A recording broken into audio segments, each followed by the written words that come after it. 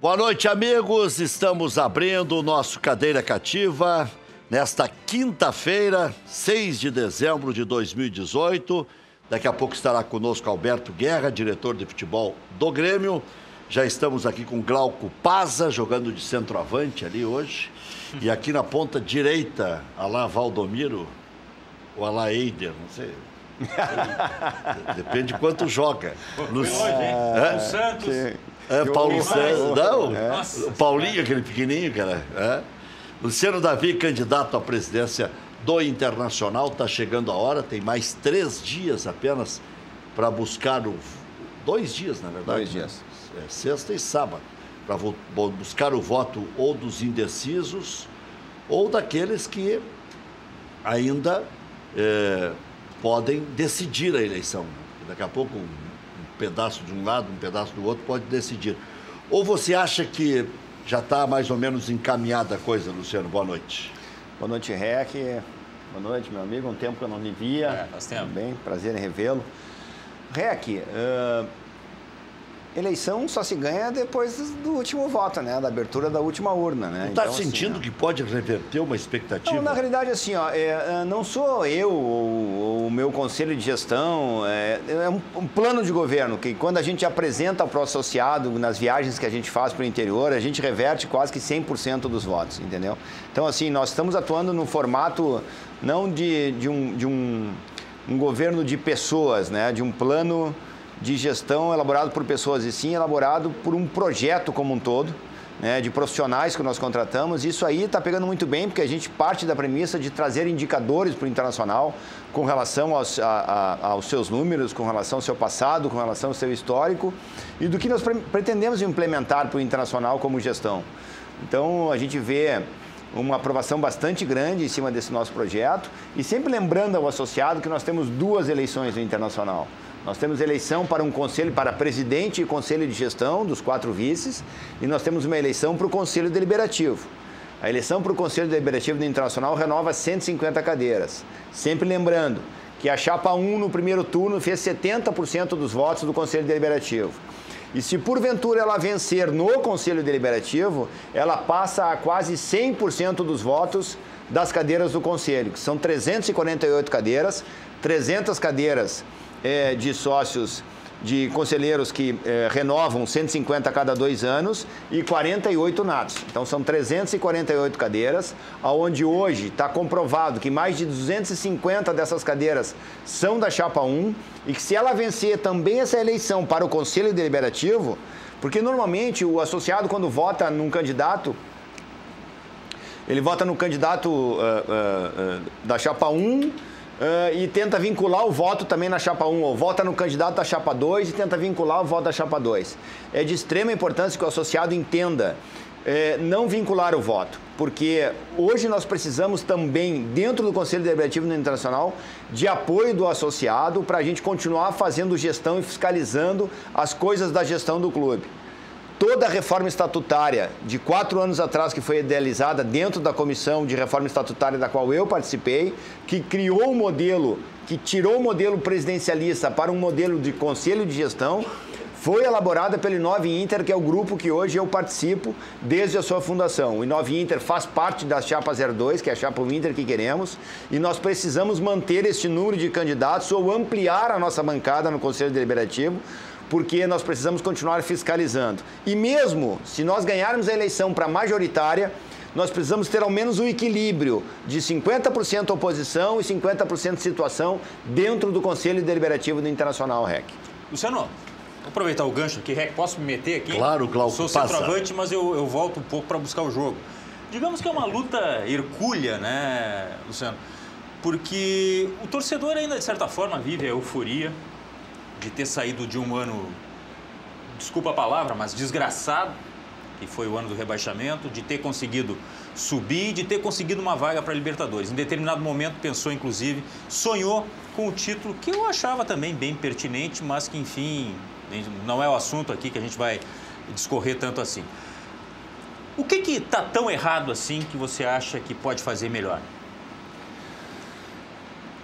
O presidente Marcelo Medeiros esteve na gestão 2013 e 2014, junto com o presidente Giovanni Luiz. Nós temos alguns números, Glauco, que nos trazem uma certa preocupação com relação à política de recrutamento do Internacional, por exemplo. Tá? O Internacional faturou o que faturou com relação à formação de jogadores nessa gestão do Marcelo Medeiros, jogadores que foram criados lá antes de 2012, quando nós éramos gestão. O Internacional, nos últimos 2 anos, dentro da sua categoria de base, contratou 159 atletas, quando base é para formar e revelar. O Internacional, nos últimos 6 anos, de 2013 a 2018, de todos os jogadores que foram contratados entre categoria de base, sub-23 e futebol profissional, 49% deles não pisaram numa partida de Campeonato Brasileiro. Então são números que nos assustam. O Internacional nos últimos 2 anos... Qual é o outro dado de 49%? 49% dos últimos 6 anos, de todos os jogadores que foram contratados de 2013 a 2018, entre categoria de base, sub-23 e futebol profissional, 49% dos jogadores não pisaram nas suas categorias de Campeonato Brasileiro. Não jogaram? Não jogaram. Não jogaram uma partida. Isso é dinheiro posto fora. Óbvio. Política de recrutamento completamente errada. E aí eu vou trazer aqui uma pesquisa, Glauco, para te entender do porquê que nós temos um plano de gestão para o Internacional. Não é o Luciano Davi que entende do Internacional. Não é o Conselho de Gestão que entende. Nós contratamos profissionais para fazer esse trabalho para nós. Que foram, e eu repetidas vezes vou falar isso e vou continuar repetindo, porque essa é a ordem de importância. Profissionais do mercado nacional e internacional, como Oliver Seitz e Eduardo Tega, que hoje fazem consultoria em clubes de futebol na Europa. Oliver Seitz faz consultoria hoje na fundação do Barcelona. Eduardo Tega estava fazendo consultoria até então para a UEFA.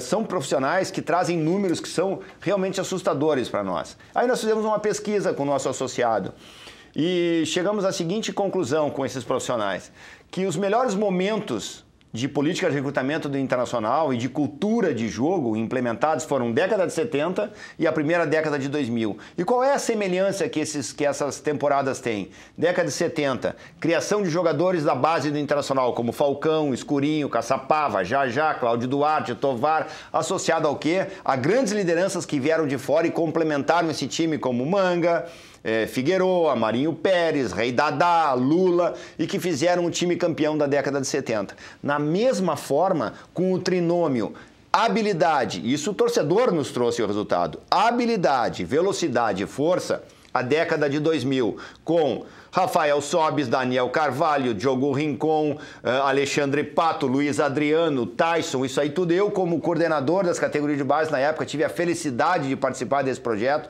porque ninguém faz nada sozinho, complementando um time campeão do mundo que trouxe grandes lideranças e grandes jogadores com experiência, como Klemer, Yarley, Fernandão, Tinga, e que complementaram esse trinômio que nós consideramos muito mais na década de 70, o binômio habilidade e força com habilidade e velocidade, que foram os times dessas décadas. Então, nós não estamos conseguindo enxergar isso no Internacional nos últimos 6 anos. E aí eu vou te dar um outro exemplo, Glauco, que prova que não são os gestores que fazem, sim um plano de gestão que faz.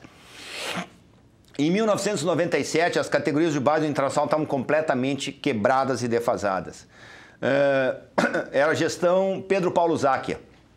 Ela tinha 2 diretores naquela gestão, Fernando Miranda e Fernando Carvalho como diretores de futebol. E esses 2 profissionais, esses 2 políticos na época começaram a trabalhar a formatação de um novo modelo de gestão com uma nova política de recrutamento para as categorias de base do Internacional. E mesmo eles tendo se separado politicamente, e aí que eu estou querendo comprovar a questão de que não é modelo não são as pessoas, mas o modelo que tu quer implementar, tanto Miranda em 2000 e 2001, quanto o Fernando Carvalho de 2000 a 2006, continuaram um projeto que eles começaram lá em 97 de política de recrutamento para a base de cultura de jogo e implementado no que era a década de 70. Balizado no que era a experiência da década de 70 e se chegou aonde chegou na primeira década de 2000, porque se deu continuidade a um projeto, a um plano de gestão, a uma cultura de jogo já implementada na década de 70. Então é isso que está errado no Internacional. Eu desafio aqui o associado, o torcedor do Internacional a me dizer quais foram os últimos jogadores revelados na base do Internacional. 3. Aí vou te dizer, sabe quem é que vai ser vendido agora para fazer o caixa da gestão, Marcelo Medeiros de novo? Dourado. Quando é que o Dourado foi foi Já formado... era o mesmo que estava sendo cogitado no ano em passado? 2012, com o Fernandão, quando eu tive vice de futebol, ele já era jogador que estava treinando na base do Internacional. Foram 3. Iago, Dourado... Dourado foi lá atrás, cara. O Iago foi agora, entendeu? E tem mais um. Alisson. O Alisson já saiu. O Alisson teve 12 anos de formação no Internacional. O Internacional não forma e não revela mais. O Internacional contrata jogador para base. Moledo foi em 2012 também comigo. Ó, 2012, os últimos, tá? 2012. Moledo, Alisson ainda era quarto goleiro naquela época. Dourado, Mike, Otavinho, Fredinho e Lucas Lima. Antes teve o Damião, que era também... O Damião ainda foi um jogador comprado no mercado, que veio para aprimorar, entrou no projeto Aprimorar, para aprimorar fundamentos, e aí subiu... Não é exatamente não é uma formação da base. base. Formação da base é Alexandre Pato, com 10 anos de casa, Rafael Sobis, com 7 anos de casa, Tyson, com 9 anos de casa, e assim por diante. O Internacional não tem mais feito esse trabalho. Então, nós entendemos que o fruto... de um orçamento. O William também foi. Ele teve 2 anos de base, mais ou menos. Não teve muito mais do que isso para subir o profissional, porque ele já veio meio pronto também. Então, a nossa preocupação é essa. Se nós compararmos hoje ao departamento de futebol de categoria de base do Grêmio, o Grêmio está dando uma surra no Internacional nesse momento. E o Inter ganha títulos. E o Inter está preocupado em ganhar títulos na base, enquanto o Grêmio revela e forma jogadores. O Grêmio hoje, nessa gestão do Bolzan, já de 4 anos, que complementa a gestão dele o ano que vem, tem feito um trabalho na base que, infelizmente, o Internacional não está fazendo. Então, isso a gente quer mudar.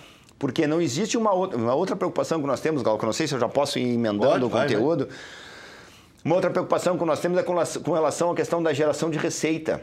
Tá? Mas está ligado diretamente também com isso aí, né? É que vamos isolar agora o caso receita de categoria de base de venda de atleta para receita de patrocínios, tá?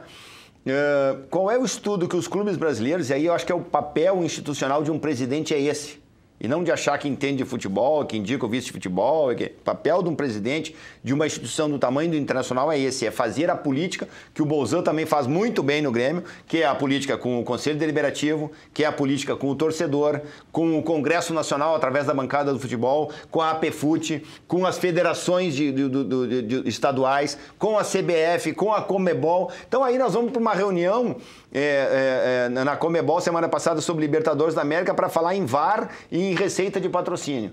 Quando a gente está vendo já que o Facebook, a partir do ano que vem, todas as quintas-feiras, vai transmitir os jogos da Libertadores da América. Quando é que a gente vai começar, através de todos os meios do jornalismo esportivo, mais todas essas instituições que eu citei aqui, fazer uma grande reunião e pensar o futebol de uma forma maior?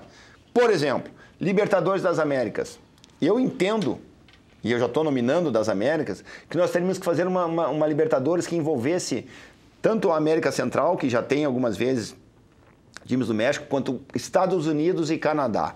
Por quê? Porque nós temos o melhor futebol raiz do mundo, que está aqui na América do Sul, e nós temos o melhor marketing do mundo, que está em cima nos Estados Unidos. Se nós não sabemos fazer esse marketing e gerar receita com isso, por que nós não criamos um futebol? Aí até fiz uma brincadeira com o Noveleta esse dia que falou que o Gauchão tinha que ser uma Champions, né? Eu conversei com ele há um tempo atrás sobre isso. Na realidade, o que tem que se comparar a uma Champions é nós fazer uma Libertadores das Américas, trazendo os Estados Unidos para nos ajudar com essa questão do relacionamento de marketing que eles têm, do networking que eles têm, de marketing que eles sabem fazer muito bem e que nós aqui na América do Sul não sabemos fazer, né? Nós não temos tanto... Temos profissionais para isso, mas eu acho que esse mercado ajudaria muito. Mas vai ter que jogar uma partida em Miami. Mas, meu amigo, eu jogo uma partida em Fortaleza e não reclamo. A final da Libertadores vai ser na Espanha.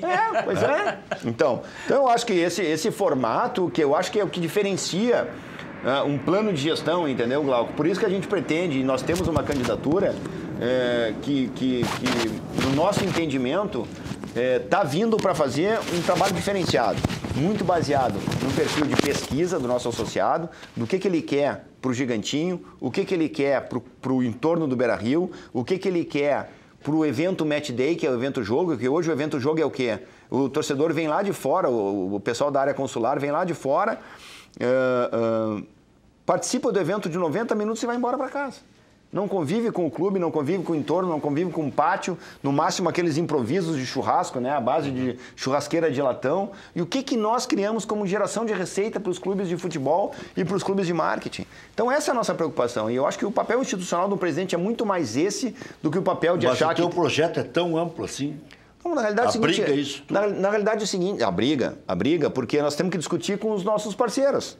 Nós temos que discutir com o Grêmio, nós temos que discutir com os clubes da Série A, da Série B, da Série C. O que a gente pode criar como geração de... Por exemplo, streaming, né? Que é uma grande discussão que está começando a ter. Se o Facebook vai transmitir, a partir do ano que vem, os Jogos da Libertadores da América, todas as quintas-feiras, como é que vai ser essa geração de receita com relação aos clubes? Eu tive uma palestra de um CEO que me falou duas coisas que me deixaram impressionados, que é essa velocidade do quanto está mudando a questão da comunicação e da transmissão das coisas que vão ocorrer no mundo do futebol, né? E uma delas que me deixou bastante assustado foi que nos próximos 2 a 5 anos, 60% das novas profissões do mundo serão criadas.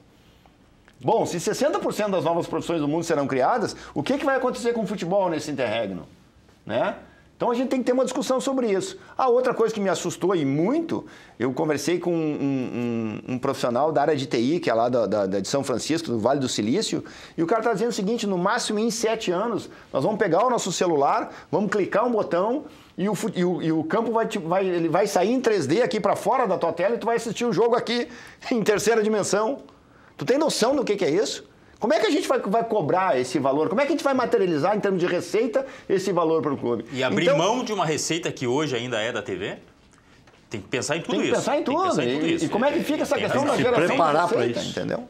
Tem que Aliás, se preparar 2019 já é o ponto final de algumas coisas em relação à televisão. O Grêmio e Inter tem que se preparar para isso. Aliás, o Inter tem um problema também de uma negociação que foi feita com o esporte mais isso ainda. Mas aí eu quero tirar uma dúvida contigo, Luciano Davi. Eu tenho falado com as pessoas e tal. Esse contrato que o Vitório Pífero aprovou e tal, aí com o esporte interativo, quem é que... Goela abaixo, apoiado pela gestão Marcelo Medeiros na época. Pois é, mas quem é... Mas estão batendo nisso. O Marcelo Medeiros bate nisso. Nós tivemos que pegar esse contrato mal feito, porque não sei o que... Mal feito, mas foi aprovado dentro do Conselho do Internacional, né? Então, na realidade, é isso que eu falo para o associado. Quando um conselho tem maioria, o conselho tem que ter equilíbrio sempre. Mas então esse Godot aí... O conselho tem que ter equilíbrio sempre. Agora acontece o quê? O Internacional... E aí, agora dar pontapé no Pífero é uma barbada. E aí eu preciso fazer uma referência aqui ao nosso co-irmão, porque naquela época estava existindo a possibilidade da criação de uma liga, né? Tanto o presidente Bolzan quanto o presidente Vitório Pífero, mais o do Atlético Mineiro, se eu não me engano, já saudando a presença do nobre colega aqui na bancada. Alberto Guerra. Chegou, é a ponta esquerda que ele se escondeu um pouco do jogo, mas agora já está... Eu ia só deixar o terminal arrazoado do Luciano para introduzir o Guerra. Mas acho que é importante a participação, até porque a gente convive mais ou menos com as mesmas situações. Contratando Thiago Neves. 21, uma disputa de mata-mata, 18 conquistas. Para ver o que te espera agora como presidente do Inter. É um belo nome. Não sei se o Internacional tem dinheiro para contratar o Thiago Neves, mas é um belo nome. Só um dia contratou o Forlan. Contratou o Forlan, depois contratou... Vamos falar nisso também aqui. Mas só para não fugir do... Onde é que nós estávamos? Do pensamento, falando sobre o co-irmão, a respeito disso. Com relação à questão da ia se criar uma liga, né? E aí veio o televisionamento e a Globo veio com uma proposta bastante interessante. O presidente Bolzan, na oportunidade, de forma bastante inteligente e rápida, decidiu pela parceria com a Globo. E lá, naquele momento, parece que entrou um montante de 100 milhões de reais, me corrija se eu estiver falando alguma bobagem, que trouxe o Grêmio a um outro patamar com relação. Nós teremos uma outra dificuldade, Guerra, para o ano que vem, que é a questão do recebimento do televisionamento da Globo, que vai ser parcelado em 40, 30, 30, né? Então, todos os clubes recebem 40%, 30% sobre a performance dentro de campo e 30% sobre receita de canal fechado, né? Isso já nos faz dizer o seguinte, que mesmo que tu seja campeão, tu recebe 40 mais 30, que são 70%, tu não sabe se tu vai receber 30 sobre canal fechado, porque tu não sabe se o teu associado, o teu consumidor vai comprar esse pacote de produtos, que na maioria das vezes, quando tu compra a parte de futebol, que tu vai assinar um pacote de canal fechado, tu tem que trazer vários canais que tu não quer assistir, que está nesse montante junto, né? Então, são vários desafios. O Profut no ano que vem, o Internacional em 2017 estourou o seu déficit com relação a 60 milhões ultrapassando os 20% que o Profut exigia. Agora, no ano de 2018, foi 10%, e em 2019 o desafio é pior ainda, porque vai ser 5% com relação ao déficit. Então, são coisas que nos preocupam, REC, e se nós não criarmos, e um clube não vai criar isso sozinho se ela não tiver a demanda de uma proposição de trabalhar com todo mundo isso, com o CBF, com tudo que eu repeti aqui, com as federações, com o Conmebol e tal, para a gente tentar começar a avaliar o que está vindo do mercado brasileiro. Quem de nós imaginou que um dia a gente ia parar de folhear um jornal, né, de manhã cedo quando a gente acordava? Hoje o jornal é digital. Né? Como é que as empresas de comunicação estão se adequando, se adaptando a esse tipo de coisa? Então tem uma discussão bastante grande para fazer aí. Houve um baque nas empresas de comunicação, tiveram que se readaptar rápido e produzir dinheiro onde as pessoas não querem botar dinheiro. Tá difícil, tá? Esse transporte de uma coisa para outra não é tão simples. E a velocidade dessa transposição, o negócio que foi muito rápido, né? Está sendo ainda. Anunciaram em jornal, antigamente, uma página de jornal que custava 40 mil. Depois, por 20 já dava para negociar. Agora, com 6, já bota uma página de jornal. E aí vai. Agora REC, primeiro, boa noite. Boa noite, Guerra. Obrigado pelo convite. Boa noite também aos colegas. Eu achei que tinha chegado atrasado, né? Mas depois desse discurso eu vi que ainda tinha 5 minutos. Tava só na introdução. Só na introdução. que faz uma campanha, né, Guerra? Não, mas dá para ver que o Luciano David está muito bem preparado, né? A gente acompanha o trabalho dele já há muitos anos aí, sem dúvida é um bom nome ao co-irmão. Mas fazendo uma brincadeira também, quem imaginava a gente parar de ler o jornal, basta estar trabalhando no futebol, né? Eu, em 2010, que foi a primeira passagem, a partir dali eu nunca mais li. A gente lia ali, via que era tudo diferente do que a gente dizia, eu trabalhava, pensei, não vou ler mais. Chamado de mentiroso? Não, mas o engraçado era o seguinte, me ligavam, não vou citar o nome, mas me ligavam e diziam assim, não, mas vem cá, o Grêmio está interessado no fulano de tal? Eu digo, não está interessado. Não, tu está me enganando, eu tenho fonte, não, tu me ligou, tá me perguntando, eu estou dizendo, minha linha é o seguinte, eu não minto, agora, se tu acertar o nome, eu não te tiro da... Né, Agora, se mentir também não vai ser o primeiro, viu, Guerra? Não, mas tô dizendo do jeito que eu trabalho. Também. Mas o jeito que eu trabalho e tem sido assim, acho que o REC é testemunha disso. E aí dizendo, não tem, pode esquecer, não tem esse nome. E aí aparecia no outro dia 2 páginas do jornal, o Grêmio interessado no fulano de tal, e lá no final, vírgula, na última linha, embora o Guerra negue. Então, assim... e até hoje falam, pô, o Grêmio quase trouxe aquele jogador que jamais ficou na nossa pauta. Né? Então essas coisas... Você se diverte às nossas custas? Algumas vezes sim, vocês também acertam bastante. Né? Mas... O Thiago Neves, mas atiram tanto para os lados que uma hora alguma coisa... O Thiago Neves não é um erro, porque ele sempre teve o nosso radar. Desde que o Renato, né, voltou, o Thiago Neves é um jogador que o Grêmio, já desde a minha outra passagem de 2016 também, a gente já tentou, conversou. É um jogador, como eu disse ainda ontem, quando me fizeram essa pergunta também num outro programa de rádio, não é, né, dentro das nossas prioridades da lista lá, mas é um jogador que está no radar, sim, não vou desmentir, é um excelente jogador, agora muito caro.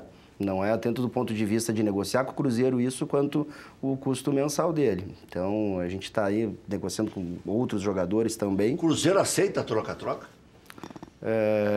Que nós chegamos nesse ponto ainda, né? O Zanota está trabalhando nisso, a gente determinou, né, uma lista prioritária da qual ele está indo 1 a 1, né? Tem que terminar, esgotar uma negociação para começar outra. Por ordem de preferência. Né? Por ordem de preferência, né? E no momento oportuno a gente comunica, né, a todos. A presença do Thiago Neves anula a possibilidade de permanência do Douglas.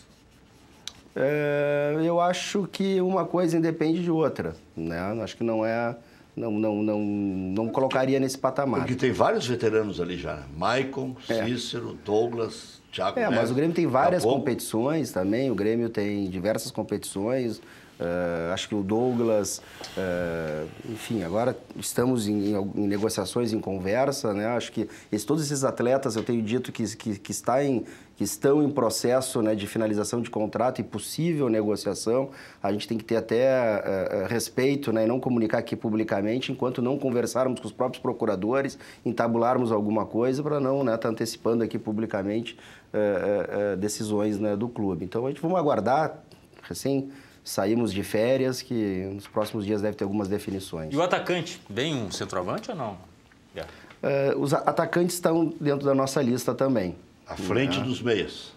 atacantes, exatamente. Não, estou dizendo na lista de preferência, atacante. Não. A gente tem né, na defesa, no meio campo e no ataque, eu colocaria assim, não é? 5 no total? Opções, dá mais ou menos isso, Rec. E tá com bala o Grêmio, né? Não tá com bala. O Grêmio pagou muito da sua dívida, né? Antecipou, juros, né? Justamente porque, né, o custo do dinheiro era muito caro, muito alto, então isso melhorou muito o fluxo de caixa do Grêmio. Quer dizer, o Grêmio não adquiriu a exploração da arena. O Grêmio... Não, mas o Grêmio pagava juros, a conta dos clubes de juros é muito grande. A dívida bancária, ela é um... Então agora o que melhorou é o crédito. 2,5, me corrija se eu estiver errado, por aí. E agora o que o Grêmio tem agora é crédito. Então, se a gente consegue fazer até algumas aquisições de valor expressivo, desde que seja, né, parcelado no tempo. Porque o fluxo de caixa está... Não, o que eu quero dizer é o seguinte, ó. Bem equacionado. Há uns 2 anos se dizia o seguinte, o Grêmio vai ter dificuldade, 3 anos, 4, vai ter dificuldades enormes, não arrecada dinheiro dos sócios, muito pouco, a arrecadação da arena é toda da OAS. Ainda assim, o Grêmio não é superavitário, mas conseguiu aplacar esse pagamento mensal de um valor... Mas entrou dinheiro, né? Entrou dinheiro. Claro. Mas é aí que eu estou dizendo. Casos como Pedro Rocha, o Arthur... coisa que do outro lado, no lado internacional, eu não vejo como fonte de receita, pelo menos imediata. Não. Wallace, Jailson, Pedro Rocha... E é aquela história que eu acho que o Luciano mencionou o Carvalho. O Carvalho disse uma vez, pode não ser um jogador que vai ser o grande resultado financeiro na venda, mas pode ter 2 ou 3 que para clubes de segunda expressão, digamos assim, somando aquilo, vai resolver a saúde financeira do clube. Não é o caso também do Inter. Não. E no caso do Grêmio, ele conseguiu fazer negócio. O Inter só pegou o mecanismo de solidariedade esse aí. Deu 50 milhões. Isso que eu falei, todos feitos lá atrás conosco, lá em 2010, 11, 12, entendeu? Então, o que nós temos de saldo agora aí, infelizmente, fico triste de, por exemplo, perder um jogador como o Dourado, né? Vi criar na base do Internacional. Mas o Internacional precisa de fluxo de caixa. Diferente do que o Guerra está falando aí, que o Grêmio está com liquidez, o Internacional, historicamente, nos últimos 6 anos, esse é um outro dado bastante assustador, de 2012 para 2013, o Internacional tinha de liquidez, no dia 1º de janeiro, que o presidente assumia, 15 milhões em caixa. Ajuda, né? Não é muita coisa, mas ajuda. Agora, nos últimos 3 anos, a média dessa liquidez, para quem assume, é de 1,5 milhão. Sabe o que tu faz com 1,5 milhão? Não dura 5 dias no caixa do clube. Então, assim, essas referências nos assustam, entendeu? O clube está cada vez mais diminuindo. Isso é um bom exemplo, porque hoje em dia deve ver uma negociação de 10 milhões de reais. Isso paga uma folha. Um mês. Né? Antigamente era um ano de folha. Então, para te pagar um ano, quando vende bem um jogador que garantia um ano ao menos de folha, tem que vender por 120 milhões. Porque hoje a folha dos clubes gira em torno de 10 milhões de reais. Tem que produzir um Arthur por ano. Então o Grêmio precisa enxugar também, que pese, né, algumas contratações que o Grêmio precisa, né, ser também um pouco audacioso, que, no final de contas, a gente é um clube de futebol que quer ganhar, não é? Mas também tem que enxugar na outra ponta, senão não tem mágica. Né? Como é que vocês veem essa questão? Agora eu mencionei até a questão do Palmeiras, que o Palmeiras está investindo e... Dona Leila. E por um patrocínio bastante importante, né? O Inter teve o seu caso, né? O Grêmio também tem o seu, de ajudas de investidores. Isso é suficiente? Eu acho que o caso do Palmeiras é diferente, né? Um patrocínio desse quilate. O Grêmio teve ajuda e ainda acho que é muito menor do que o Sonda ajudou o Inter. Isso não é nem bom nem ruim, é só uma constatação. Teve ajuda, sim, do Rigo. Olha, foi essencial em determinados momentos, inclusive em algumas passagens minha também, de 2010, 2016, mas são valores muito menores, muito menores do que a Crefisa coloca no Palmeiras. O que a Crefisa está colocando no Palmeiras hoje? Olha, eles gastaram 40 milhões de euros em contratações, né? De euros? Em torno de dólares, agora também não... Mas assim, vamos fazer um 4 por 1, isso aí dá a cota Mas dá um Arthur. Dá um Arthur. 160. Né? 160 milhões. Essa é a informação que a gente tem. Mas então, é fora da curva, tendo né? isso, como, por exemplo, lá atrás, que eu costumava dizer, o Sonda, que me corrija se eu estiver enganado, colocou 2 jogadores importantes no Inter, que foi o D'Alessandro e o Kleber, né? Cada um custou em torno de 5 de euros. Né? São 10 milhões. A 5... A 4, não sei quanto é que está o euro. 40 milhões de reais. 45. Com 45 milhões no teu cofre para ti... já faz uma diferença de negócio com 2 jogadores. Não é? Na realidade, a referência do dólar era mais baixa naquela época. Eu acho que era alguma coisa entre 2, 2,5 por 1, tá? Mas mais segue sendo dólar, segue euro, eu acho. Na realidade, o fluxo é esse aí, tá? Eu concordo contigo. Mas com relação à questão do Palmeiras, eu vejo o Palmeiras hoje, com todo respeito ao patrocinador, mas eu vejo o Palmeiras hoje como Unimed Fluminense. A hora que terminar essa parceria, tem que ver como é que vai estar a estrutura administrativa do Palmeiras para segurar esse tranco. Eu tenho, Luciano, mais orgulho dos nossos clubes pelo fato de construir times sem essa ajuda. Não é? É muito mais difícil, né? A margem de erro é muito pequena. Não tem... Errou um, comprometeu o ano. É verdade. Então, e errar é do jogo. E errar é do jogo. Ninguém porque algumas acerta pessoas todas, questionam assim, ó. Ninguém acerta falou há pouco todas. do Lucas Lima, do surgimento no Internacional. Poxa, o Inter não ficou com o Lucas Lima, emprestou, ele estourou. Acontece. Mas foi certo, porque ele só estourou porque ele foi jogar. Aqui ele não ia jogar. O D'Alessandro estava numa fase excelente. Às vezes, das pessoas não, Mas aí houve um erro. O Inter foi buscar o Alex de volta. O Inter não precisava do Alex. Foi buscar o Alex e arrumou um pepino. Você buscaria o Sobs ou não? Agora. Toda a consideração e respeito ao meu amigo Sobs, sabe que eu tenho uma admiração Mas depende como do torcedor. plantel, eu vou te ajudar, né? Depende do plantel. Eu vi essa discussão hoje de manhã, né? Com o Tico se comparava com o Potker ou com o Rossi. Depende de quem vai ficar, não é? Para compor esse plantel. Não dá para ter um caminhão de jeito. Não dá para ter um caminhão, né? Se ficar aí tu pode ter ele, senão vai ficar... É que coração não dá para misturar muito com o negócio. Aí que tá, vamos lá. Assim, tá falando aqui quem foi vice-futebol em 2012 trouxe o Forlan. E tinha tentado o Nilmar na época. O retorno do Nilmar, nós íamos comprar o Nilmar de novo, olha só. Né? Por 2,5 milhões de euros. E aí acabou não conseguindo em função daquela loucura toda do ano da hora, que na última estava tudo acertado com o Vitória Real, estava tudo acertado com o jogador e veio uma proposta 100% mais alta e ele acabou indo lá para os Emirados. E o Forlan, né? Jogador, quando não, na sua relação custo-benefício, não paga a conta, nem com o resultado de campo, porque eu quero deixar muito claro ao associado aqui, nós não vamos incorrer mais nesse erro, tá? Mesmo que esse jogador lote aeroporto, mesmo que o torcedor ache uma contratação maravilhosa, o Internacional continuou incorrendo nesse erro depois lá atrás. E tu lembra disso? Lá atrás eu dizia, cara, erramos, foi uma contratação cara, não se pagou, a venda de camiseta não paga. Nós tínhamos colocado no contrato do Forlan na época 30% da geração de marketing da imagem dele, nós tínhamos como direito utilizar para faturamento de criação de boné, de camiseta, de bonequinho, do que nós quiséssemos da imagem dele. E assim mesmo não se consumia esse produto com a velocidade do que era o salário do jogador, entendeu? Então ele acaba não se pagando. Só que o Inter continuou incorrendo nesse erro, mesmo eu tendo feito uma correção de rumo desse processo internacional. Na gestão do Medeiros em 2013 trouxe o Escoco, o Vitório trouxe o Anderson e o Medeiros agora trouxe o Guerreiro. Jogadores com idade avançada, né, em que os indicadores nos mostram, através dessas pesquisas que a gente fez com esses profissionais, que a maturidade de um atleta é 27 anos, né? E a partir de 27 ele começa a ter uma decaída. O auge, com uma 27, velocidade, mas o auge da maturidade é esse, né? Mental, físico, psicológico, todo ele. E quando tu contrata um jogador mais velho, tu não vai conseguir nem vender esse jogador. Tu não vai, por mais que tu queira, quem sabe, a gente até tentou um mercado chinês, um mercado, sabe, esse mercado mais alternativo, assim, que ainda está sem aquela noção de valor das coisas, né?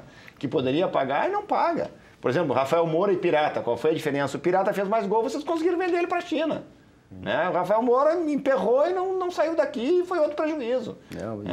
E o Pirata, em 2010, na minha saída, né, ele foi oferecido de graça.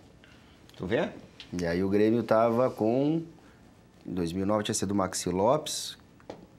Aí estava trocando de gestão... Borges. Borges e Jonas, Borges, André Lima. Isso. E aí foi passado... Aí ele foi para a LDU, a LDU se destacou, daí foi para o Palmeiras, depois o Grêmio comprou ainda. Mas foi nos oferecido de graça vinculado ao Racing, voltando da China. Ele já tinha jogado na China naquela época. Sabe que tem situações dependentes do Internacional. Eu até agora não engoli essa história do Rodrigo Caetano.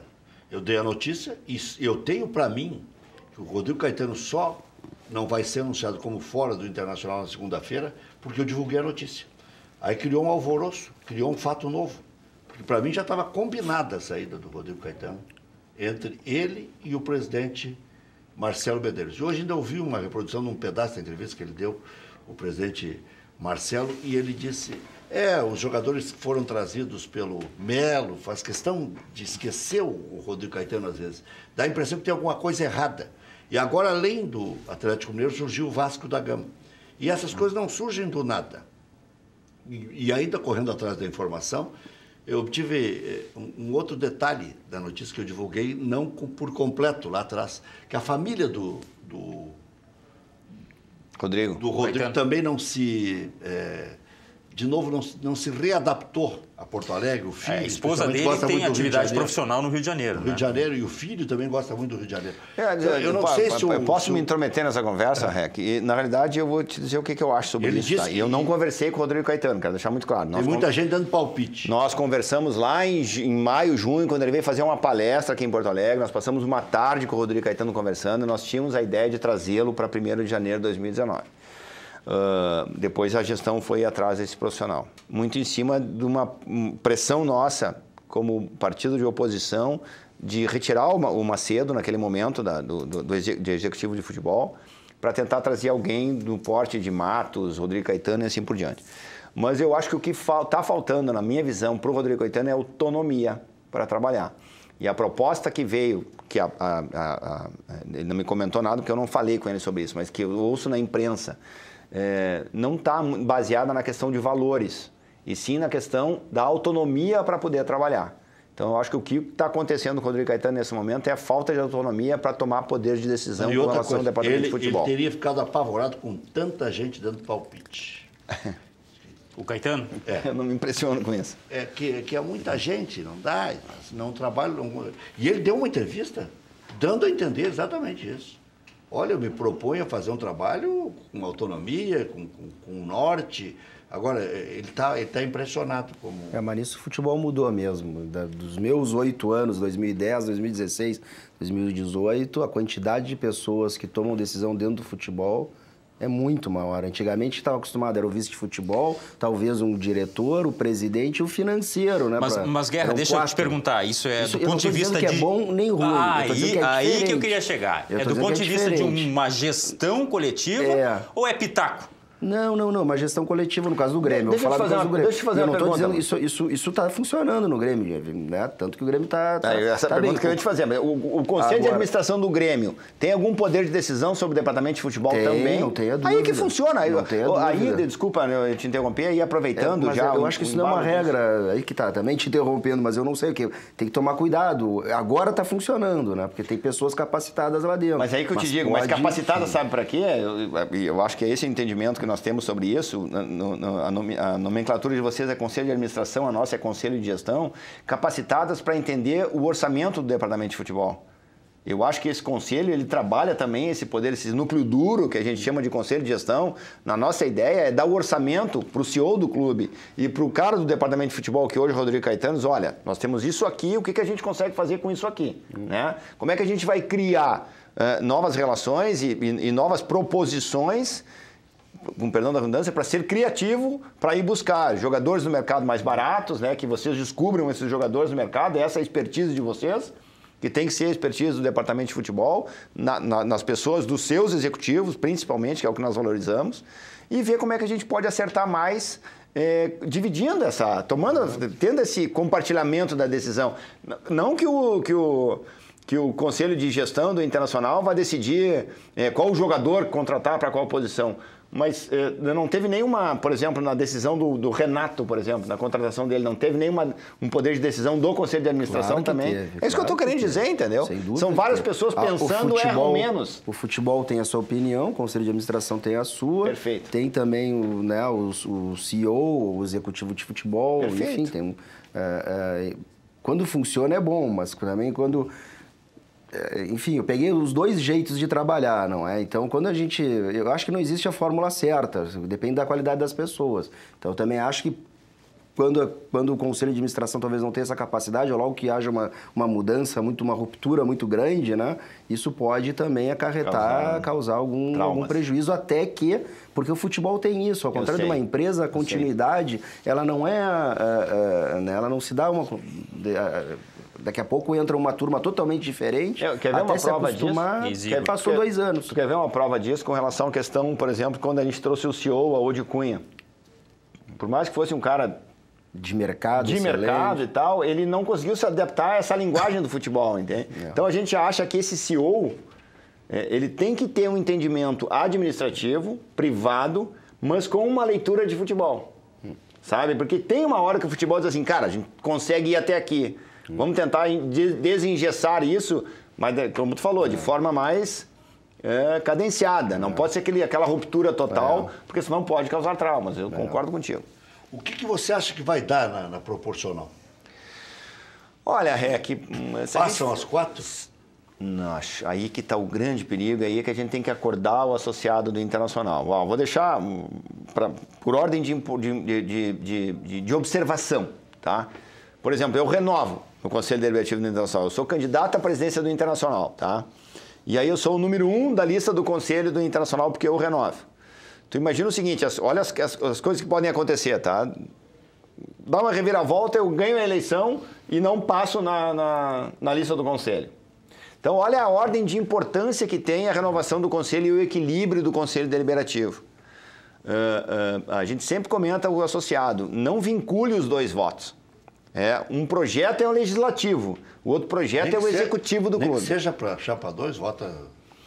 Não, a gente tem pedido muito, por exemplo, a quem vai votar no presidente Marcelo Medeiros que vote em nós na chapa 2, entendeu? Porque o Internacional corre um sério risco de um retrocesso democrático. Você falou em 258 da situação. 248. Mas como 258? Sim, não são 142? Não, é que 248 se eles ganharem a eleição, Rec. Se eles ganharem a eleição sozinho, se a chapa 1 ganhar a eleição sozinho para o Conselho... se eles fizerem 15% e nenhum de nós fizer 15%, que é o risco, todos 100% vão para eles. A barreira é 15%. Quantos tem hoje da situação, conselheiro? Tem 200... 70% de 348 dá quanto? 350 dá... 230 e pouco. Isso aí. Se eles ganharem a eleição, eles vão a 310, 300... 280. Mas por que tem 70%? No primeiro turno, na eleição, deu 70% do Medeiros e 30% para mim. Tá, não. Esse é o número. Não, está comprovado. O que tem hoje de conselheiro de situação? 70%.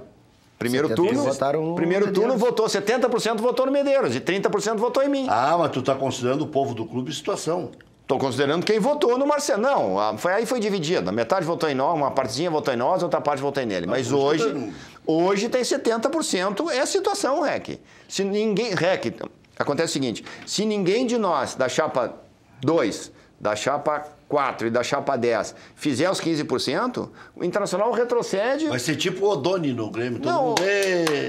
Não, o Internacional retrocede à época do Império, do ZAC, do Asmus lá, que se fazia a lista, porque não tinha candidatura à presidência, né? E se fazia uma lista e os 150 da lista entravam. Naquela época era assim. Guerra, chegou a ver a entrevista do Renato? Eu recebi por... Vamos ver a entrevista? Foi sensacional a entrevista do Renato, vamos ver. E minhas férias são minhas férias. Eu trabalho o ano todo, eu vivo dentro de aviões, dentro de hotéis, para chegar nas minhas férias, para poder curtir minha família, meu futebol, meu chopp, meus amigos. Eu vou ter que ficar 10 dias dentro de uma sala de aula. Não vai dar certo. Hoje eu vim, foi o trato que eu fiz com as pessoas da CBF, que eu ia ficar umas 2 horas hoje. Volto na próxima quinta-feira da semana que vem, mais umas 2 horas. Talvez eu venha um ou outro dia, talvez, entendeu? Para vocês não falarem, o Renato está faltando de novo, como vocês falaram, e vocês não sabiam. Eu respeito a opinião de vocês, mas vocês não sabiam o trato que eu fiz com a CBF. Então eu não tenho nada contra o curso, nada contra as pessoas que estão aqui. Agora, o meu jeito é esse. Minhas férias eu não vou abrir mão. Então, vão vir esses 2 dias aqui para não ter problemas, para eu poder trabalhar tranquilamente o ano que vem, entendeu? E é isso. É isso que tem que falar para vocês. Então, não tenho nada contra o curso. Amanhã eu vou estar na minha praia, assim, jogando meu futebol, depois da manhã também, o final de semana também. Então, não adianta vocês falarem, o Renato não veio porque o Renato estava na praia. Então, eu já estou adiantando para vocês. Eu vou estar todo dia na praia. Minhas férias, não vou abrir mão, ponto. Quem trabalha em clube grande sabe, toda hora avião, viagem, hotel.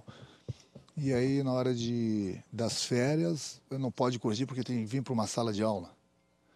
Entendeu? As ideias que eu dei aí para eles era para eles repensarem, fazer esse curso durante o ano, entendeu? Se programarem melhor, porque é muito fácil você marcar 10 dias de um curso durante as férias, quando as pessoas não fazem nada durante o ano todo. Agora, tem pessoas que fazem durante o ano todo. É o caso dos treinadores, principalmente os treinadores de clube grande que trabalham e trabalham bastante. O que achou, Guerra? Olha, eu vou começar por aí, né? Vou pegar meu lado jurídico. Sempre que se regulamenta uma profissão, eu não sei como é que foi esse do treinador mesmo. Confesso que eu não sou tão por dentro do que, né, da legislação. Mas sempre que se forma, sempre que se exige, né, uma nova regulamentação para a profissão, a tendência é fazer o seguinte: aqueles que têm, sei lá, 5 anos comprovadamente que atuam no mercado, bom, são considerados, né, dentro, e os novos é que entram nessa função. Eu estou dizendo isso porque eu acho que o Renato não pensa exatamente quanto a isso das férias dele, simplesmente porque como é que um treinador que já tem 15 anos de carreira, campeão, né, quem é que vai dar aula para ele, com todo respeito? Não é? Vai lá me parece isso um excesso da CBF. De novo, eu não sei qual é a legislação, como é que... E ela assistiu uma palestra do Zanotto? Pois exatamente. Então, assim, o que eu acho é o seguinte: esses não é o caso do Renato, mas serve para todos, que tem comprovadamente determinado... isso aconteceu na minha área. Eu posso atuar como advogado, mas se eu quiser ser agente da propriedade industrial, que é a área do direito a qual eu atuo, para ser agente, antes das provas, se exigia que aqueles que tinham 5 anos comprovadamente atuando na área se tornavam agentes. Basta tu ir lá requerer comprovar que tu já atuava há 5 anos. Quer ser um novo? Está aqui o exame, a prova, vai estudar e vai fazer...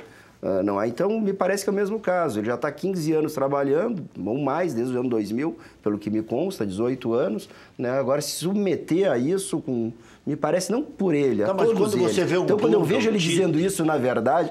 mas aí cada um. Né? Quando eu vejo ele dizendo isso, não que ele não pode chegar lá também e dizer o seguinte: eu estou falando a minha interpretação desse vídeo. Ele não pode dizer assim, por que eu estou fazendo aqui, né? Ele saiu pelas férias, pelo chopp, pelo tempo dele, porque ele está visivelmente, né, desgostoso em estar lá, né? Então, entendo, né? Acho que tanto ele quanto o Tite... E ele não está sendo incoerente. Não precisava estudar. Mas daqui a pouco, te lembra a história do Luxemburgo lá contra o River do Piauí, que pediram a carteirinha? Pô, daqui a pouco não pode correr esse risco. Pode acontecer. Pode acontecer. Vou te dar um exemplo do Fernandão. Quando a gente colocou ele de treinador, o sindicato foi lá cobrar. Teve que fazer cursinho. Teve que fazer. Então, ele não foi politicamente correto. Seria muito mais fácil, digamos assim, até para a imprensa dizer, olha, eu combinei com eles, eu vou fazer o máximo para vir aqui. Mas ele foi o jeito do Renato de ser. O Renato, algumas coisas a gente tem que falar, né? O Renato, por exemplo, ele é prisioneiro dele mesmo. Porque o Renato, em Porto Alegre, ele não consegue sair à rua. Isso aí ele sempre falou, mas porque ele também não quer sair à rua. Porque depois de treinar, sai. Porque é o seguinte, assédio. Qualquer quem não tem assédio? Quem não é famoso? Por exemplo, o REC não consegue sair à rua. Ele é assediado por homens, mulheres, cobradores, enfim. Mas é do jogo, é do jogo. Eu já tive a oportunidade de sair, não foi anos atrás, né? E até brincava com ele, ninguém apareceu para incomodar. Depende do lugar onde ele vai, né? Então, ninguém apareceu para incomodar ele na mesa, algum lugar assim. Então, é mais da personalidade dele mesmo. Não gosta de se expor muito. Daqui a pouco é melhor lá no hotel mesmo, tá tudo certo. Agora, se vamos discutir ou não o curso, aí já é uma outra história, porque tem um custo alto. Nós temos que saber exatamente o que está sendo ministrado. A gente sabe a teoria, o nome das matérias, gestão, marketing, futebol internacional, são assuntos que teoricamente são interessantes. Vai do ponto de vista do perfil da pessoa, se me interessa crescer um pouco mais ou não. Eu acho que já estou bem. Essa é a ordem de importância, né? São variáveis, né? Eu não sei se vocês concordam. Por exemplo, eu fiz uma nova faculdade agora, terminei o ano retrasado, porque eu lido com essa questão de startup e comecei a ir para essas reuniões, nesses coworking com gurizada de 18, 19 anos. Eu falei, meu Deus do céu, eu estou completamente ultrapassado. Os caras estão com uma linguagem aqui que eu não estou entendendo mais nada. Fui lá fazer um curso de marketing digital para entender porque eu tenho muito mercado nessa área, para entender isso, que eu não sabia nada desse negócio. Porra, e cara, o mundo tá completo. Também é, ó, rápido, Cara, assim, ó, e aí hoje eu já consigo sentar com essa gurizada e falar no mesmo nível, entendeu? Tem uma linguagem. Então eu acho importante essa questão da formação, porque ela te dá um embasamento. Essa questão de... É o perfil do Renato ser assim, né, cara? Eu já... Não, mas veja bem, eu também não estou dizendo que eu não sou favorável ao estudo ou né, à capacitação. Agora, todos aqueles que trabalham há tanto tempo, submeter como Tite, eu não acho isso. O Dunga... Estou ouvindo, acho que é o procurador do Thiago Neves. Né? Eu acho que é. Não parou hoje. Ele botou... Tem viu mais? como é que é? Ele bota o celular Pra baixo, tá certo. virado, que é pra gente não ver a chamada. Quem está cuidando disso é o Zanota, não sou... para todos os... Né? Mas a nota te liga também. Liga. Então assim, eu sou totalmente favorável à capacitação, só acho, de novo, não sei a miúde qual foi a legislação que obrigou eles todos a submeter a isso, mas me parece desnecessária quando tem treinadores já capacitados pela vida. Antigamente eu rabo lá no direito, né? E teve isso uma época. Quem trabalhava antes da obrigação de ter o curso de direito, quem tinha determinado anos de trabalho comprovado poderiam continuar, né, até o fim da vida. Depois os novos não. Jornalismo então, também. Jornalismo, né, já teve várias profissões. Então, não sei se é só para um caça-taxa, né, para fazer com que se submeta treinadores, não falo nem do Renato, mas do Tite, do Mano, do Dunga, do próprio Falcão, né. Agora, Guerra, a gente estava falando de reforços antes. Sim. O Grêmio contrata só jogador em nível de titularidade, 2 ou 3, 4, tu falou 5 no total. Aí os outros 2 complementos. Quantos titulares ainda o Grêmio vai contratar? A questão da titularidade... Lateral direito, por exemplo. A questão da titularidade é do Renato, né? Quem treinar bem vai ser o titular. A gente contrata jogadores que a gente crê que se jogar, que é para sair, chegar, vestir a camiseta e sair jogando. Né? Agora, nessa fase que o Grêmio está, com as competições que tem, o Grêmio não pode ter só 11 titulares, né? Acho que tem que ter grupo, tem que ter grupo, não é? Então, já desde o Meira lá, me lembro que eu aprendi com ele, tem que ter uns 16 com nível de titularidade e completar esse grupo também com jogadores da base, né? Então, todos aqueles que a gente está olhando é para chegar... A importância da base também, né? Mais uma vez a base sendo mencionada, não só como recurso financeiro, né? Mas como recurso de montagem. Deixa eu te fazer uma pergunta. Me dá um medalhão que foi repassado com lucro. O Tinga, uma vez, foi vendido para o Inter por 4 milhões de euros. O Alex custou... 1,8. O Alex foi vendido por Como é que é a formação do Grêmio ali? É o Duda no futebol? Isso, o Duda como vice-presidente de futebol, né? E tem 2 diretores, eu e o Deco. Tá. Né? Tem o Zanota, que seria o Rodrigo Caetano do Inter, né? O executivo de futebol. E na base? E na base, quem cuida da transição é o Marcelo Rudolph, que também trabalha então, diretamente com o Zanota. Na base é o Francesco. Nesse período, eu estou dando uma de jornalista aqui, mas só de curioso, tá? Para entender um pouquinho do mercado. Nesse período que trabalhou no Grêmio, tu chegou a trabalhar com o Cabreira? Não cheguei a trabalhar com ele. Pegou ele antes ou depois? Ele saiu, acho, em 2009, 2008... Ele chegou a voltar, né? E como é que estava a base do Grêmio naquele momento? Assim, ó, e todas as minhas 3 passagens pelo profissional, não sei como é que foi na tua experiência, meu contato com a base foi até pequeno. Pois porque te envolve tanto, suga tanto o profissional. Por isso que a gente está com a ideia de criar um vice-presidente da base, cara. Entende? A gente até me comprometi amanhã lá, já desmarquei e combinei de terça-feira. Imagina, estou desde fevereiro, se é a primeira vez que eu vou um tempo ir lá, vamos fazer uma apresentação, o Francesco, vou com o Guilherme Luci, falei com o Deco vindo para cá, vai comigo também, porque ele é oriundo, né, da base, acho muito importante, mas o profissional te consome tanto que a gente não consegue. E a transição é profissional, não é? Isso é muito importante. Às vezes ela ficou ali no meio porque ela é profissional, mas tu não consegue dar atenção para ela que o time profissional tem. E já não é mais base, né? A base não cuida, então teve uma época que ficou no limbo. Então agora a gente também está procurando ter um olho, né, melhor, cuidando com mais carinho, porque é esse momento onde o menino sai da base e ainda não por alguma razão não maturou ainda para chegar no grupo profissional e que ele precisa de um tempo ali para a gente possa analisar se ele vai maturar no Grêmio, se ele vai dar retorno ou se vai ter que seguir outro caminho. Guerra, onde é que você entra como fundamental na permanência do Renato? Eu não sei se os caras diziam, o Guerra está viajando. Quando ele voltar, ele dá mais uma conversada com o Renato. Tá? Não, eu acho que, não diria que você não tem essa pretensão de ser fundamental, mas eu acho que a gente dá tranquilidade para o Renato e a facilidade com que ele tem, né, a comunicação tanto comigo quanto com o Duda, né, e agora com o Deco, né. Então... E essas cornetas que vêm e voltam, o Renato despacha direto com o presidente, te machucam? Não, acho que não é verdade, isso...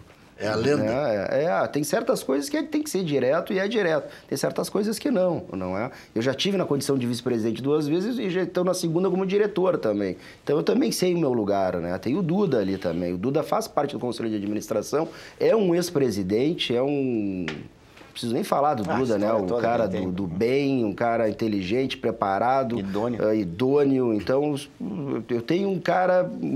muito mais representatividade ainda do que eu dentro do Grêmio para decidir. Então, eu tenho outras funções. Mas eu acho que o que a gente ajuda nesse processo é a tranquilidade do Renato em saber que vai lidar comigo, com o Duda e com o Deco, né? Que em outros momentos ele talvez não tivesse. Né? Então, mas não participei da renovação. O presidente chamou para si, o sistema ainda é presidencialista, quem sou eu para desafiá-lo? Né? Luciano, deixa eu fazer uma pergunta aqui. No momento mais difícil do Inter recentemente, você chegou a ser convidado a participar de gestão e se foi, por que não Quais não os momentos aceitou? difíceis? A queda? A queda?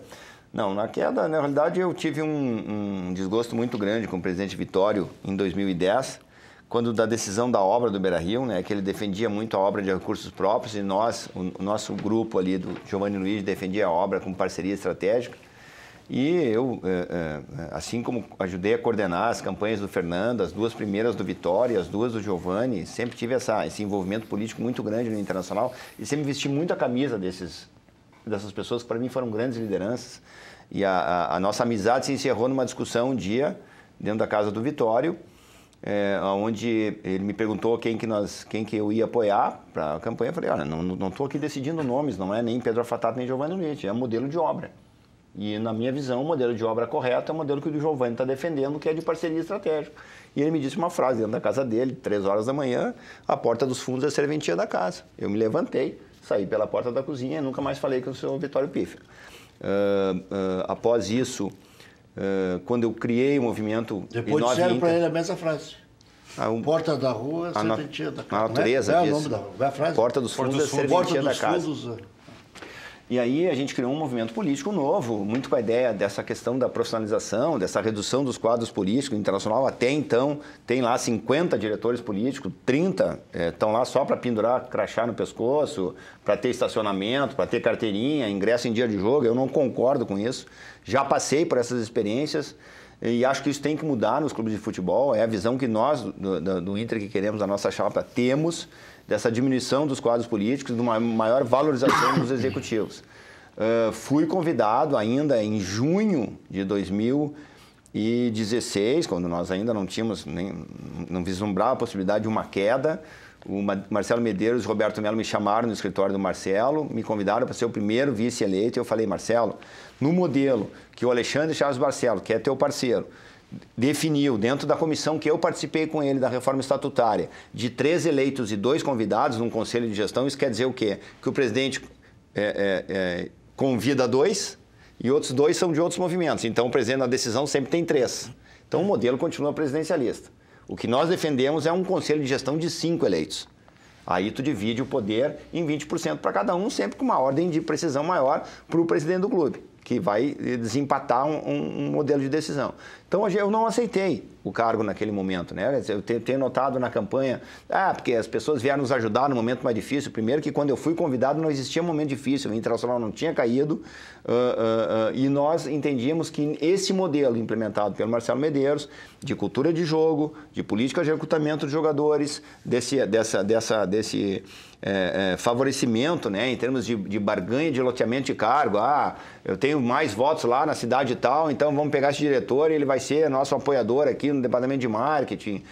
Eu não concordo mais com isso.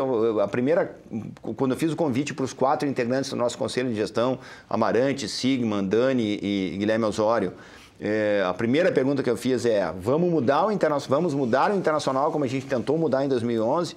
Vamos. A segunda é, nós não vamos lotear cargo. Quem está pensando aqui que vai ter vaga, porque esses caras que estão sendo convidados aqui são de outros movimentos e vão ter espaço político ali, nós não vamos lotear cargo. Então, primeiro, o modelo decisório que a gente está tentando implementar é esse, de fazer uma coisa realmente inovadora.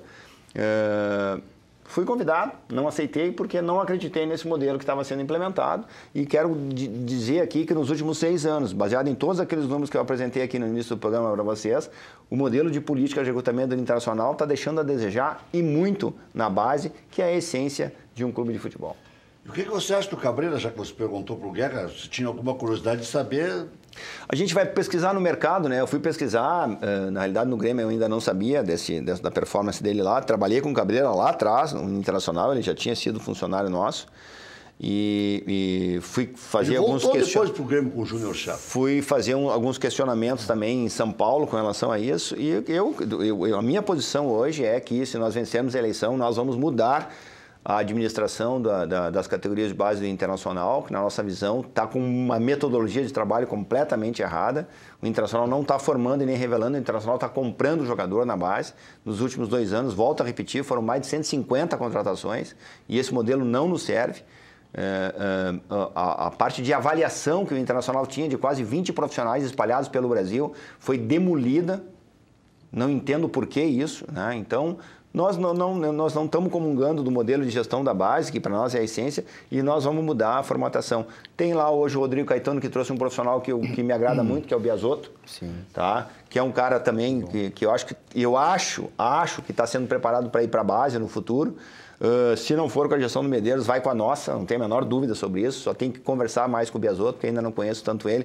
Conheço o trabalho dele de longe, mas não conheço a pessoa dele. Aí o nosso conselho de gestão, com o vice de futebol, com o executivo de futebol, vai conversar com esse profissional também. Então nós queremos fazer uma mudança bastante drástica lá. Depois dos comerciais, falar um pouco mais com o Guerra a respeito do futuro do Grêmio, esse monte de competições, a relação com a Conmebol.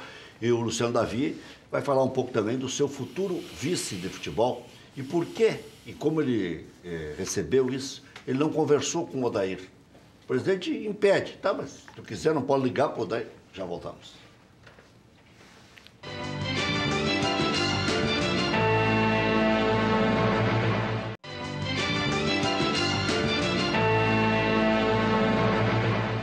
Oito horas, 7 minutos. Estamos de volta com o nosso Cadeira Cativa. O Cícero assustou na proposta que fez ao Grêmio, a contraproposta, e pediu mais de 1 ano de contrato, é isso?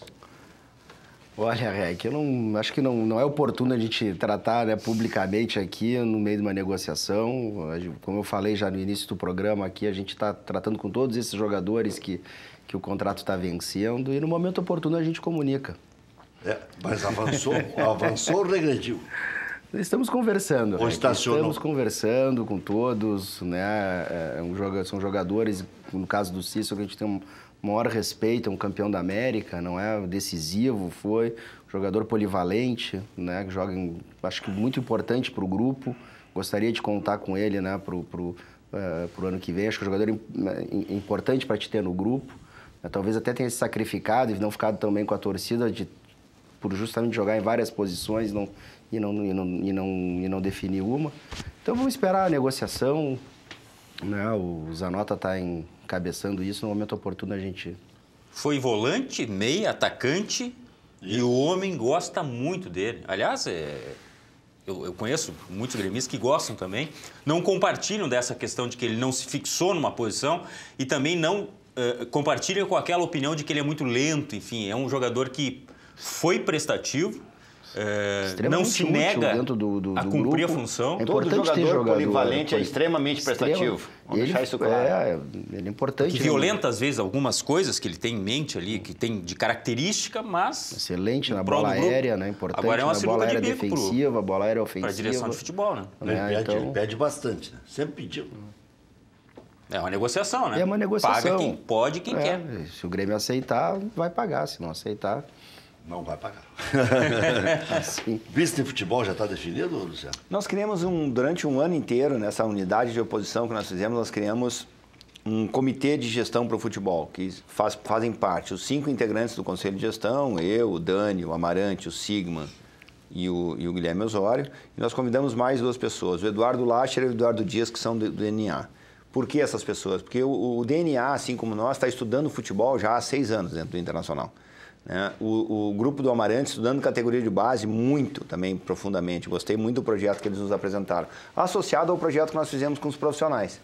Que por óbvio, né, 60% desse projeto tem o contexto da estrutura do futebol. Nós temos 2 nomes hoje para o Departamento de Futebol do Internacional, que são pela ordem Eduardo Lacher ou Roberto Sigma. Um dos 2, independente de quem assumir, vai levar o outro como diretor, né, para esse projeto junto, e aí a gente vai decidir após a eleição, aí, com os contatos que nós temos para fazer com profissionais de mercado que a gente já vem avaliando, qual dos 2 vai tomar pé dessa situação. Você acha que é uma demasia o que o Inter tem de pré-profissional, aspirante, Inter B, sub-20? Nós vamos mais uma vez avaliar o Inter B, tá? Andei conversando esses dias com o Jardine. Inter B é o aspirante agora, né? Eu andei conversando com o André Jardine, lá que está no São Paulo. Eles estão, há um tempo já, o São Paulo vem aplicando uma metodologia de trabalho que é o seguinte: para cada categoria, 20 jogadores e 4 goleiros. Ponto. Só que aí, para todas as idades, entendeu? Eles, ao invés de fazer o infantil 16, 17, o júnior 18, 19 e 20, eles fazem uma categoria para cada ano, entendeu? E aí, quando a categoria de cima precisa de um jogador, ele obrigatoriamente tem que pegar da categoria inferior, da de baixo.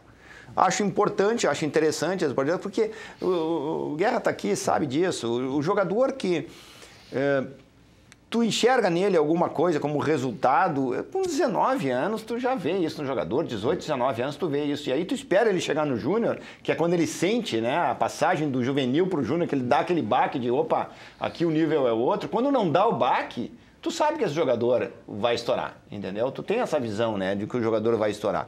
Então, a nossa ideia é diminuir esse perfil e fazer do Sub-23, uma passagem, se houver o Sub-23, uma passagem muito rápida para o profissional. Não dá para ficar fomentando o jogador com um salário de 12, 15, 20 mil no Sub-23 sem ter a performance de subir para o profissional. Multiplica por 20, dá 300 mil. Já voltamos.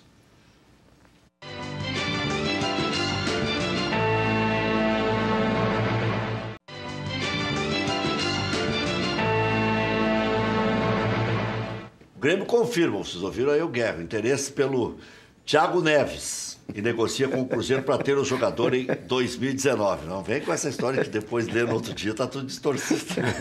Cícero pediu alto, pediu mais de 1 ano de contrato, Guerra tangenciou aqui e está em tratativas. É tudo palavra do REC, por favor. Me inclua fora dessa. Olha aqui, ó, mas isso aí vai ser discutido. O valor do salário e o tempo de contrato solicitado por Cícero ainda assustaram um pouco o Grêmio está negociando com o jogador. E após sondar Dourado, Milan também coloca Everton em sua lista de reforços. Isso é bom para o Grêmio, queria o leilão salutar esse, né? Porque uma hora o Everton vai sair, então vai sair pelo melhor preço. No Inter, direção afirma receber sondagens diárias por Dourado e garante que o jogador não sai por menos de 10 milhões de euros. Sem acordo com o Palmeiras, tendência é que Fabiano não permaneça. Quer dizer, o Inter não acordou com o Palmeiras, que tende a repassar o jogador para o Bahia. Foco no mercado passa a ser um lateral direito. Bruno do Bahia é um dos jogadores observados. O Colorado deve contratar pelo menos 4 reforços para 2019. Já voltamos.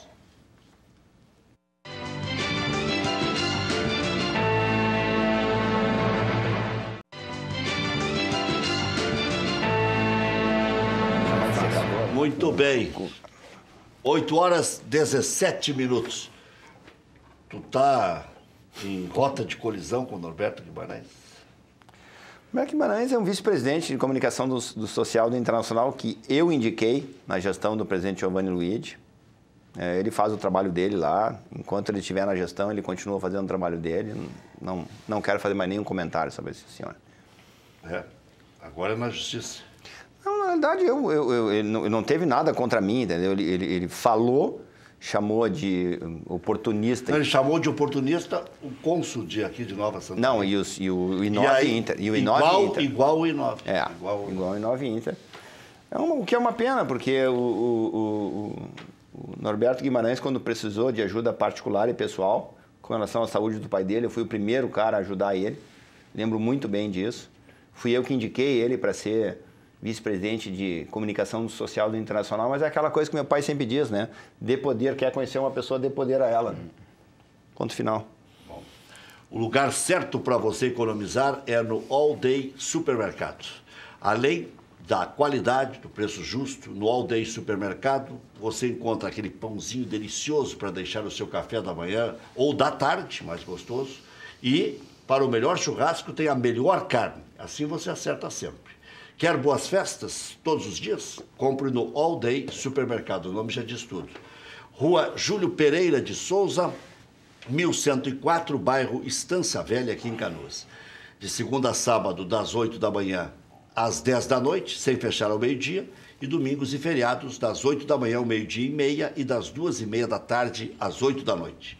All Day Supermercado. Todos os dias, a casa é sua. CIA é a empresa que você, construtor ou profissional da construção civil, pode contar sempre. Lá você encontra grande variedade de louças e metais Deca. Compre de quem tem 23 anos de experiência, mas não esqueça, é CIA com S. Ligue, peça orçamento pelo telefone 3375-3800. Cachorro Quente do R, o original, em frente ao Colégio Rosário, desde 1962, conquistando os clientes com atendimento pessoal e o inigualável molho. Atende diariamente das 11 da manhã à meia-noite. Não tem franquias, não tem filiais. Cachorro Quente do R, o mais tradicional de Porto Alegre. Não deixe que te passe o cachorro. O melhor, né? O melhor. Era tão bom era tão bom o cachorro do R. Melhor não, é único. Eu saía do recreio do Rosário de manhã e ia comer cachorro quente, cara. Olha a loucura. E não ficou saúde, hein? Não importa a sua carga. Na Ford Conrad Caminhões você encontra o cargo ideal para o seu negócio. São diversos modelos com tecnologia de ponta, com desempenho e economia. Vá fazer o seu negócio e entre 2019 de caminhão novo. Conrad Caminhões, em Sapucaia do Sul, na BR-116, número 2015 da BR. Bairro Três Portos, telefone 3034-4000. Respeite os limites de velocidade. Clínica Erectus, disfunção erétil, tem nome e tratamento. Né? Ejaculação precoce e tudo mais. Ligue, marque consulta 3333-6187. Clínica Erectus, melhore a sua qualidade de vida. Parece que o REC tem uma permuta lá, né? Não, eu sempre brinco com isso. Eu estou tentando melhorar o imelhorável. Você está com a sua película do carro cheia de bolhas, vencida, roxa?